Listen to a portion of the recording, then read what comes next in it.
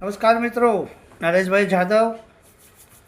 આજે ઉના નગરપાલિકાની જે રચના થઈ અને નવી નવી વ્યક્તિઓને ભાજપ અને બીજેપી જે બહુ મોટું ડંકો વગાડીને નવા નવા ચહેરાને ઉતારી અને નગરપાલિકા 27 વર્ષથી પકડીને જે બેઠેલા છે એ લોકોએ જે ચહેરા ઉતાર્યા છે નગરપાલિકામાં, એ જેણે મતદાન કર્યું હશે, જે ઉના તાલુકાની અંદર નગરપાલિકાની લિમિટમાં જે રહેતા વસવાટ કરતા મતદારોને મારી એક હાથ જોડીને વિનંતી છે કે તમે જે મતદાન કરીને જેને તમે જીતાડ્યા છે એ જ મતદારો તમારી પાસે મત માંગવા આવ્યા હતા ત્યારે તમને કંઈ કીધું જ હશે. એમને એમ તો તમે મતદાન કર્યું નહીં હોય, બરાબર?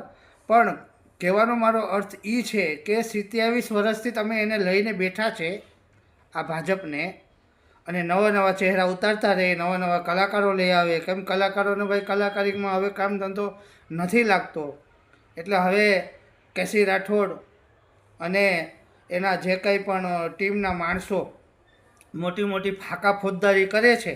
ઉના તાલુકાની અંદર મેં 36 વિડીયા બનાવ્યા છે, જે ગંદકીના વિડીયા કહું છું. ગંદકી, ઉનાની અંદર જે ગંદકી ફેલાય છે અને ફેલાવીને રાખેલી છે, અંદર તમે ઉના તાલુકાનું જે નવનીકરણ કરવાની જે વાતો કરે છે આ કેસી રાઠોડ અને પૂંજાભાઈ વંશને કહું છું, પૂંજાભાઈ, આવા તમે જો 36 લોકોને ઉતાર્યા હોત નગરપાલિકામાં તો કંઈક ને કંઈક આનું રિઝલ્ટ આવત. પણ ભાજપ ને કોંગ્રેસ તો ઉનામાં અને ગુજરાતમાં રાહુલ ગાંધીજીનું આખો ચહેરાને દબાવીને રાખવા માંગે છે. ગુજરાતની અંદર ઉપર આવવા નથી દેતા રાહુલ ગાંધીને. ગુજરાતના જે કોંગ્રેસના નેતાને કહું છું અને ભાજપના નેતાને કહું છું કે બંને મળી અને આ ગુજરાતનું રાજકારણ આખું તમે કઈ રીતે આ રાજકારણ કરી રહ્યા છે.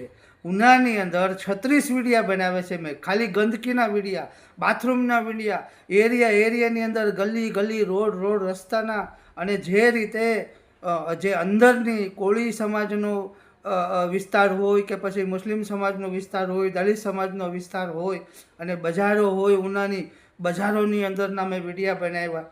36 થી 37 વિડીયા બનાવ્યા છે મિત્રો. આ વિડીયાની અંદર તમે ગંદકી જોવો. આ વિડીયા મેં બધા વાયરલ પણ કર્યા છે, હજાર લોકો જોઈ રહ્યા છે. અને નગરપાલિકાની એટલી ખરાબ પરિસ્થિતિ છે